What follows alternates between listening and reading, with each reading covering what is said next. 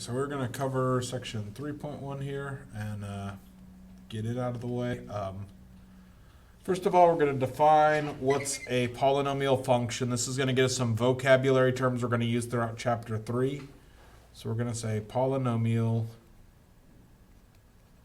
function. And so we're going to get a form of a function here. We're going to say it's f of x equals a subscript n, x to the nth power, plus a n minus 1, x to the n minus 1, plus so forth, so on. We'd have an n minus 2, n minus 3. So we eventually get down to a2x squared plus a1x plus a subscript 0. So in this expression, we need n. The powers here, these need to be, n is a non-negative integer.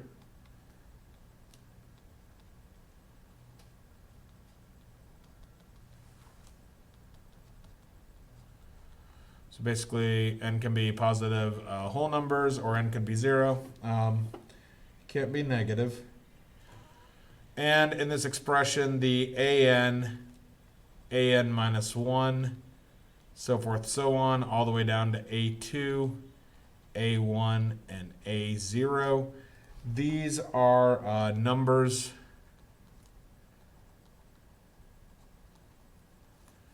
in, we'll say double struct C, the complex number system.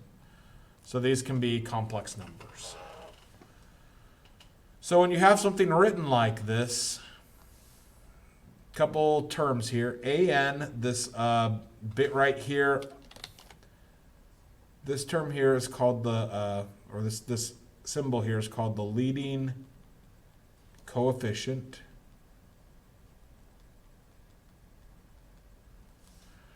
The n up here, this is going to be called the degree. It's the highest power x is raised to.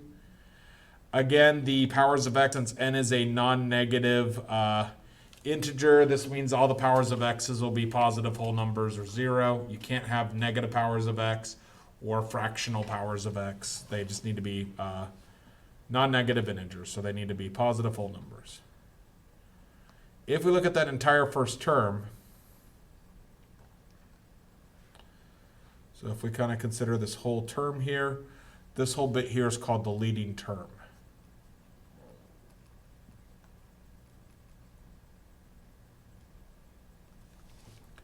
And then out here, this one by itself, this a0, this one here is called the constant coefficient. Sorry, constant term. So these are kind of our 4 vocab words we're going to kind of refer to in this section. Leading term, the degree, the leading coefficient, and the constant term. So let's do a quick example where we're given an example of a polynomial and asked to find all those values. So where you would see this is, suppose we had a symbol f of x equals, this will be our first example. F of x equals, let's say, 3x to the 6th plus 5.2 x to the 4th minus x cubed plus 4x squared plus 1.1x minus 8.12. So suppose we have this polynomial. All my powers are positive whole numbers.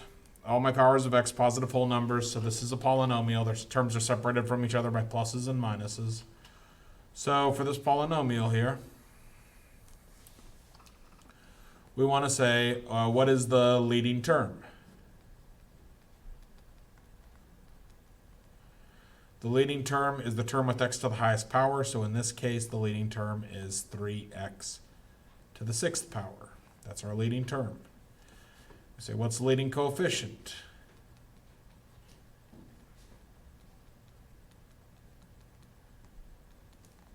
Leading coefficient is the number that's paired with x in the leading term, so in this case, that'll be 3. We say, okay, what is the degree? The degree is the highest power x is raised to in the problem, so this is going to be 6. It's degree 6 polynomial. And then what's the constant term? Constant term is the number without the x attached to it, so it's going to be negative 8.12. That will be our constant term. And so that's taking a polynomial and getting the values of those 4 vocabulary words. We'll be doing more with that in chapter 3. For this section, we're going to be focusing on a group called degree 2 polynomials, which basically, if we look at our overall polynomial thing here, if we focus just on these last 3 terms, the a2x squared, the a1x, and the a0, you kind of note that's a similar form. Instead of a2, if we used a, we get ax squared, plus instead of a1, if we called that b, we'd get bx, plus instead of calling the constant term a0, we called that c. We get ax squared plus bx plus c. So we're going to be focusing on quadratics, which we'll note these are degree 2 polynomials because these have the same polynomial form, and the highest power of x is 2, so it's a degree 2 polynomial. We could also note, if we wanted to, the mx plus b form is a degree 1 polynomial. If you just look at that and replace a1 with mx plus b, that's the form for a degree 1 polynomial. So mx plus b is degree 1 polynomials. Ax squared plus bx plus c, quadratics, these are degree 2 polynomials. So, first of all, we're going to say, all right, if we have a quadratic function,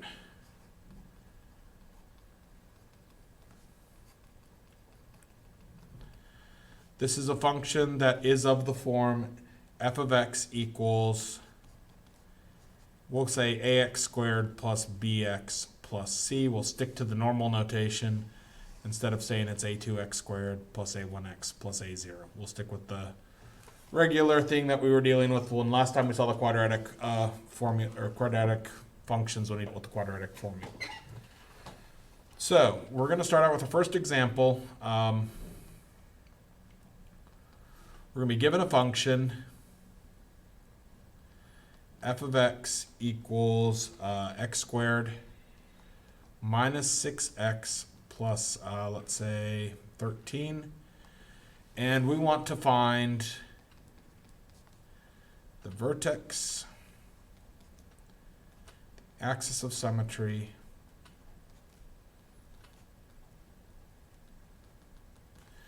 and we want to graph it.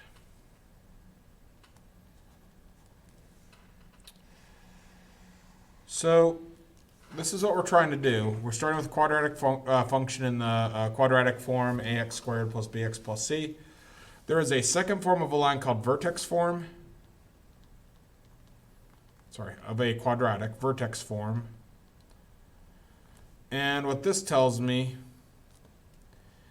this format is f of x equals a times x minus h squared plus k. So this is my formula to be in vertex form. And if I'm in that formula, the ordered pair hk, this will be my vertex. One thing to note, h is negative here in the equation, but when you pull out for the vertex, it's positive. So you have to switch the sign on the h when you pull it out. K is positive here, and it's positive in the vertex, so k you can just leave. When you pull it out, you don't need to update it and switch it out. You just leave k's value as what it is. So if you think back to section 2.2 when we're dealing with circles, we wanted to go from a form into the x minus h squared plus y minus k squared equals r squared form, and we use completing the square to do that. We're going to do a similar thing and use completing the square here, try to force this right here into x minus h squared. So the way we do it's going to be a little different because we're going to have to only work on the right-hand side of our equation. So we have x squared minus 6x. I'm going to add a blank here to add the thing that I need to add to make x squared minus 6x factor correctly. Well, I can't just add something to the function that fundamentally changes the function. So if I add something here to make this factor, I have to subtract the same amount out to offset the fact that I needed to add a number in. Then I have the plus 13 over here.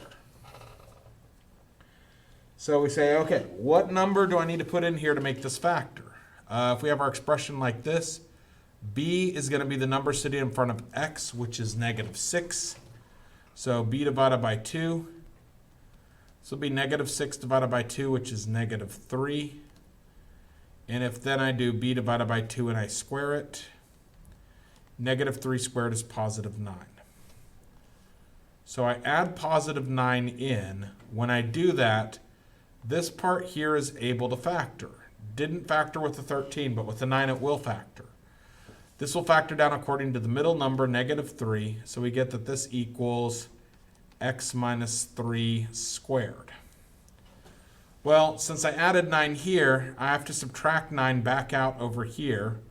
So we added 9 in here. That let it factor. The 9 is kind of wrapped up in this factoring here. Then out here we have negative 9 plus 13. Negative 9 plus 13 is positive 4. And this will be our expression in terms of the vertex form. Now that we have the vertex form, we can say, okay, what is the vertex, the axis of symmetry, and what's the graph? So the vertex, to pull the information back out here, we had a negative 3 here. I have to switch and pull a positive 3 out, and then a positive 4 out. This will be my vertex is 3, 4.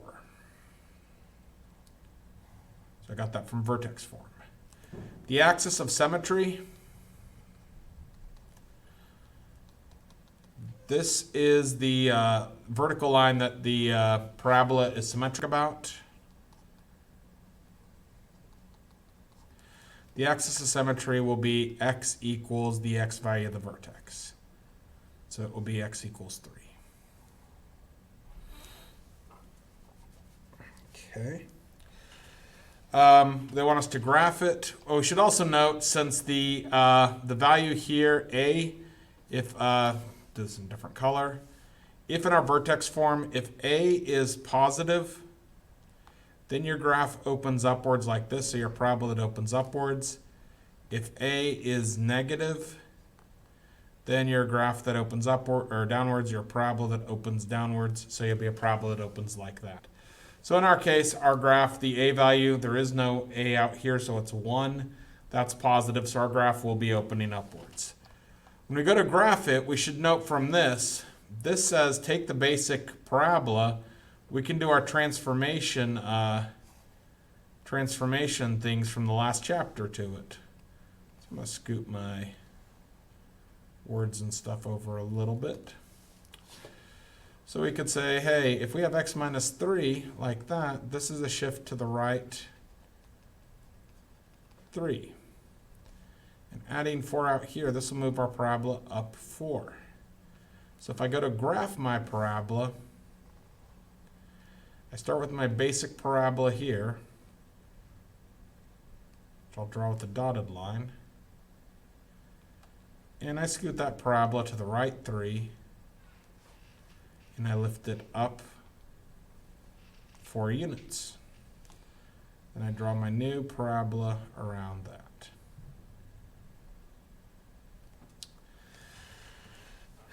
Okay, so that's kind of the first example. We said how to find the vertex. We said how to find the axis of symmetry. We noted whether the parabola is going to open up or down based on the a value here. And we were able to graph it using the transformation stuff from 2.7.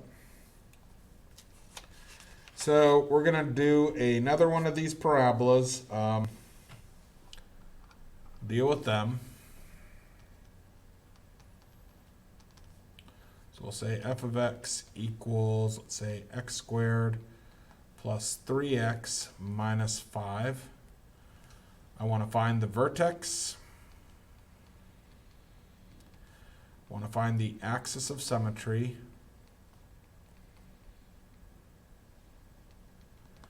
I want to state if the parabola opens up or down. And then I want to graph.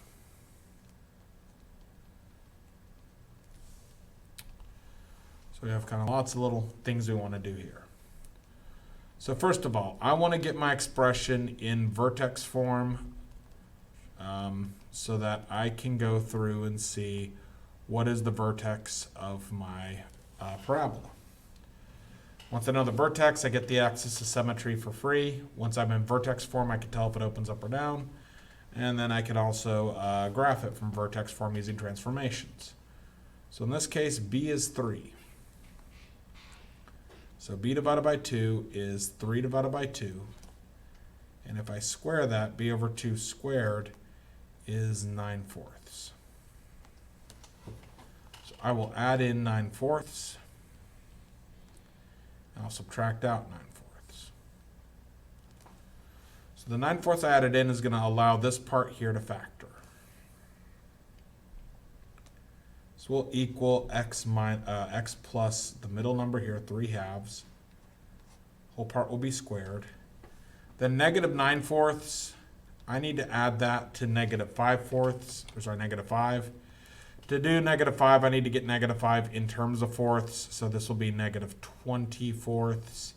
So I will have minus, that'll be 29/4.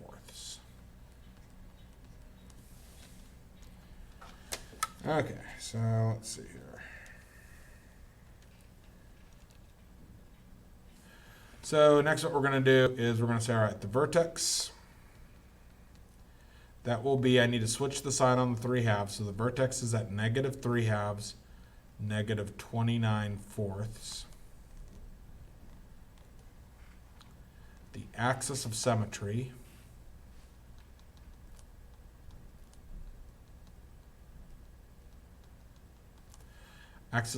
will be x equals the x value of the vertex, negative 3/2. So we got that one done. Next, we need to say if the parabola opens up or down. There is no value here in front of x. There is nothing there, so we say it's a 1. So this is going to have our parabola opens up. It opens up as the a value is positive. And then to graph it, we're going to move left 3/2, and then we're going to move down 29/4. So it's a parabola. It's a basic parabola. It's scooted to the left 3/2. So if I scoot it to the left 3/2, that's 1.5. And then 29/4.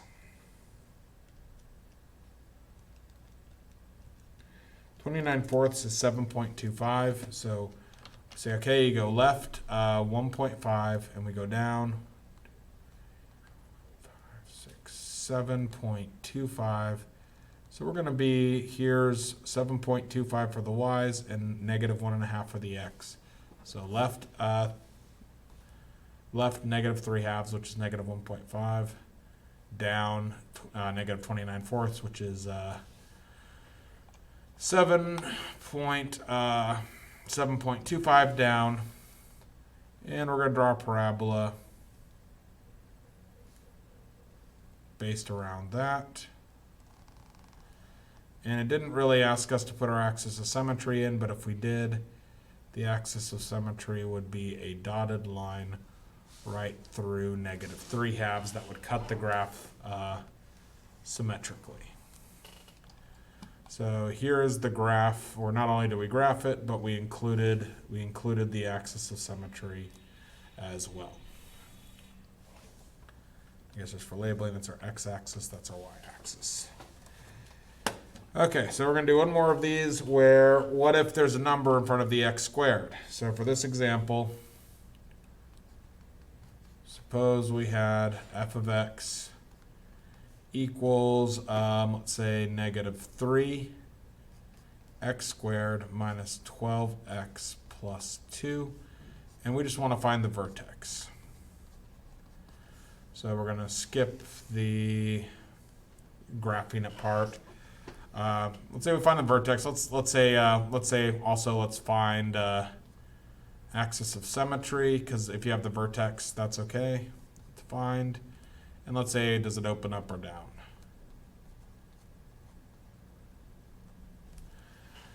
Okay. So start on this. You're going to put parentheses around the terms with only the x's in it. You skip the one that doesn't have the x. And you look at just the numeric parts of these and see what could you factor out. So I can factor out a negative 3. I'll leave the x squared behind. This will leave me a plus 4x plus 2. Then I'm going to go through and complete the square inside the stuff multiplied by -3. So my b in this case will equal 4. So b divided by 2 will be 2. And b over 2 squared will go back to being 4. So I'll add 4 and I'll subtract 4.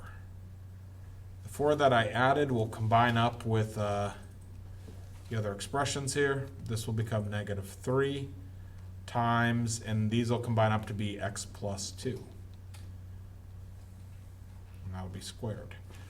So the -3 is going to distribute to be in front of what these three factor up, and then the -3 has to also distribute and hit the -4 that's out here. -3 times -4 is positive 12. Then we have plus 2, so our expression is -3 x plus 2 squared plus 14. So this will be our vertex form. We need the actual vertex out of this. So to get the vertex, I have a positive 2, so it's a -2, and the y value is 14, so it's -2, 14. That's our vertex. Our axis of symmetry, that'll be x equals the x value of the vertex, which in this case is -2. That'll be our axis of symmetry. And then since our a value here is negative, our parabola opens down. So instead of opening up this time, it opens down. Okay, so next thing up, sometimes you don't need the, sometimes you're only asked to find the vertex, you're not asked to graph it, like in this one here. So what we want is a way of getting at the vertex quickly. So we get this thing called the vertex formula, which basically says if you have a vertex, and you want to go through and figure out the vertex, if you have a function f of x equals ax squared plus bx plus c, that will have vertex. It'll be -b over 2a, and then it'll be f of -b over 2a. So you will, if you're given your function in the form ax squared plus bx plus c, that expression there will tell you the vertex of it. So the problem we were looking at just a minute ago, where we got the vertex was -2, 14, let's use the vertex formula on it and show that we get the same answer. So for this one here,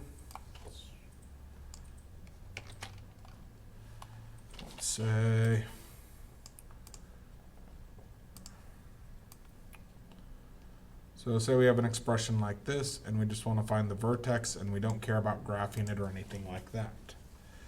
So we already validated that the vertex was going to be -2, 14 from our work that we did here with completing the square. So this right here that we're going to do with this formula, this will just kind of show us that it does the correct thing that we want.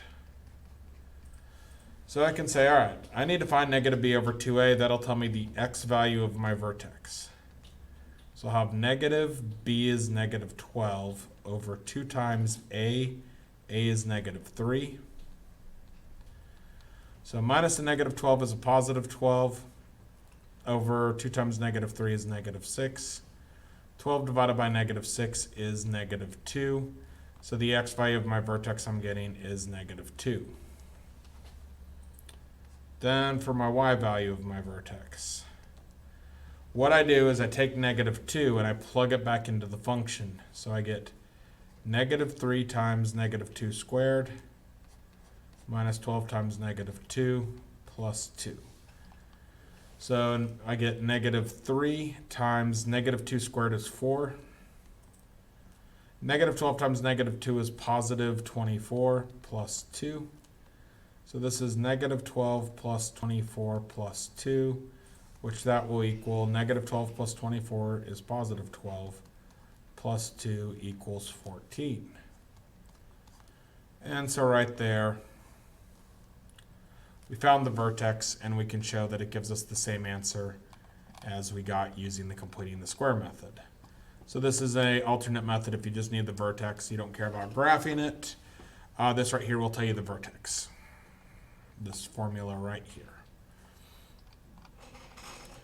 Okay, so we are getting close to kind of finishing up the topics we need to from here. So we're going to wrap up with kind of a word problem where we're going to say, for this example, we'll say a projectile is shot up. Its height in feet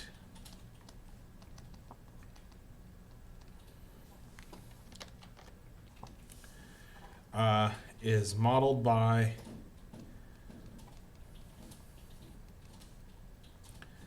f of t equals negative 16t squared plus 100t, where t is the number of seconds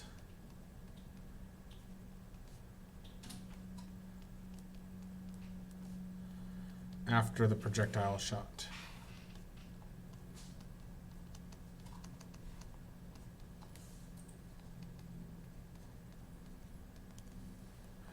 We want to find the maximum height of the projectile.